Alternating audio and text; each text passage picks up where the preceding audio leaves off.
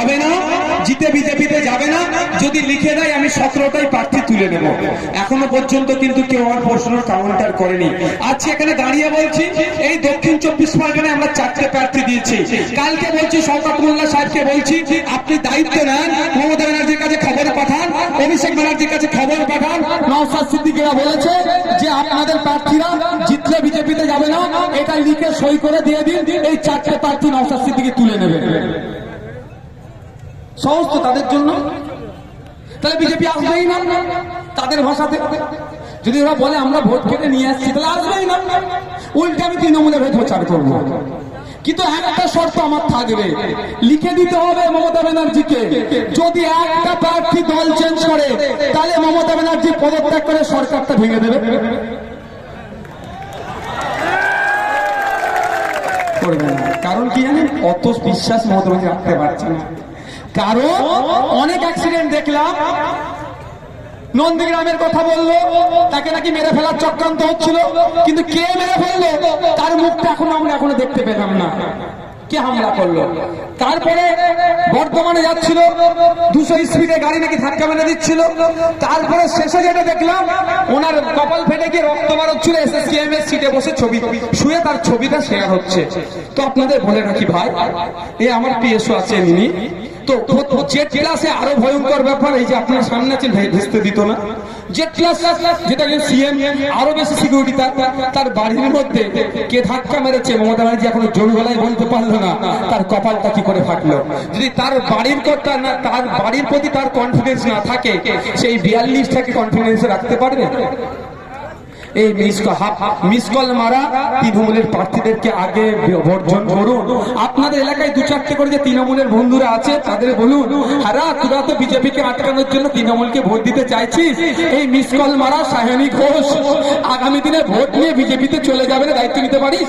কারণ ও তো দুর্নীতি করেছে বলে তাকে নাকি ডাকছে, ও কালকে বিজেপিতে চলে যাবে। ওগুলোকে বলুন যে তোদের 3-4টে করে ভোট আছে, সেটাও নষ্ট করিস না, আই আমাদের আইএসএফ এর পক্ষে দে, তোদের ও কথা বলবে, তোকে দেশ থেকে না তারা এনআরসি করে, তাই এনআরসি বাতিলের জন্য চিৎকার করবে পার্লামেন্টে। সকলে ভালো থাকবেন, সুস্থ থাকবেন, আস্তে আস্তে বিদায় নিন ভাই। এখানে আমার মনে হয় মিডিয়া সাংবাদিক বন্ধুদের কোনো কোশ্চেন আছে নাকি? আর একটা কথা, শাহজাহান শেখ সন্দেশখালীর মুকুটবিহীন সম্রাট শাহজাহান শেখ, মুকুটবিহীন সম্রাট, আজকে না সে কি করছে জেলের ভাত খাচ্ছে আর কাঁদছে। তাকে বলা হয়েছিল, আমি যতটুকু খবর পেয়েছি, তুই ধরা দে। শুনলাম এটাও সূত্র মারফত খবর পেলাম, বলেছিল আমি সুসাইড করে নেবো, আমি আত্মহত্যা করে নেবো, নিজের গর্দান নিজে কেটে নেবো, কিন্তু ধরা দেব না। কিন্তু ওকে বোঝানো হয়েছিল তুই ধরা দে, 1 সপ্তাহের মধ্যে তোকে বার করে নেবো। আমি আপনাদেরকে বলে যাই, কত সপ্তাহ ওকে এখন জেলে থাকতে হবে আমি গুনে শেষ করতে পারবো না। তো শওকত মোল্লা সাহেব আর আপনার এখানে যারা কাইজার টাইপের আছে, আরাবুল সাহেব টাইপের আছেন, আর যারা এখন হই হই করছেন, আমি আবারও বলছি সৌজন্যতার রাজনীতি করুন, যাকে যার ভালো লাগবে ভোট দেবে।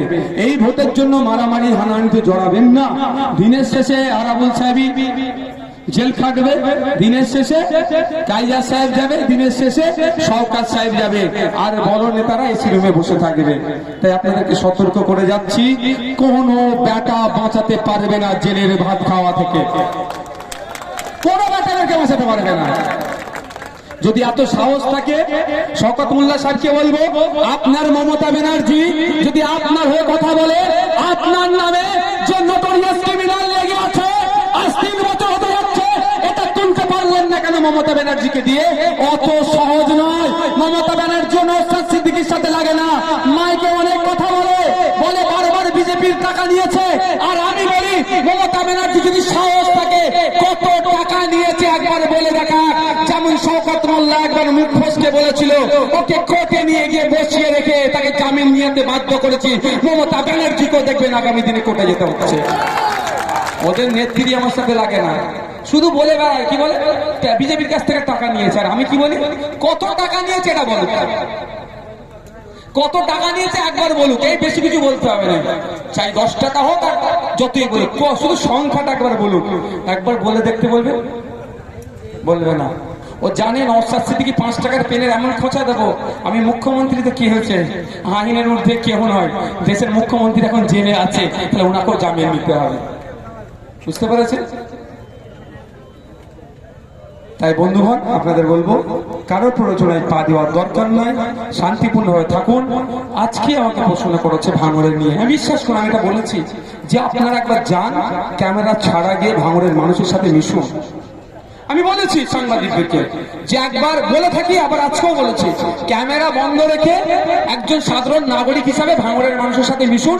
ভাঙড়ের মানুষ কত সহজ সরল, আবেগ প্রবণ, পরোপকারী, তারপরে আমাকে বলবেন। কিন্তু সেই ভাঙড়ের মানুষকে কুলসিত কারা করছে? এই শওকত মোল্লা টাইপ নেতারা, এই শাহজাহান শেখ টাইপ নেতারা। যে পঞ্চায়েত ভোটে যত হামলা হিংসা হয়েছে, শওকত মোল্লা সাহেবরা তো সব শাহজাহানদের কাছ থেকে মালপত্র নিয়ে এসেছিল। সময় আসছে, সব একে একে করে বললাম কি, কোন বেটা ওদেরকে আটকাতে পারবে না জেলের ভাত খাওয়া থেকে। সব বেটাগুলো যারা অন্যায় করেছে, শান্ত ভাঙড়বাসীকে যারা অশান্তির আগুনে জ্বালিয়েছে, তাদেরকে নওশাদ সিদ্দিকী জীবন থাকতে ছাড়বে না, বলে রাখছে। আস্তে আস্তে আপনারা বিদায় নেন, কোনো প্রয়োজনায় পা দেওয়ার দরকার নেই। আর একটা কথা, পুলিশ আমাদের বন্ধু, এখন যে যারা পুলিশ অন্যায় করবে তাদের বিরুদ্ধে আইনত লড়াই আমরা লড়ে নেব। আপনারা আইন হাতে তুলে নেবেন না। আমাদের অ্যাডভোকেটকে আপনাদের প্রার্থী করেছি, আমাদের অ্যাডভোকেটই ও বুঝে নেবে আইনের ব্যাপারটা, আপনাদেরকে চাপ নিতে হবে না। আপনারা আইনকে হাতে তুলে নেবেন না, অনুরোধ করছি আপনাদের। সকলে ভালো থাকবেন, সুস্থ থাকবেন। এই সম্ভবত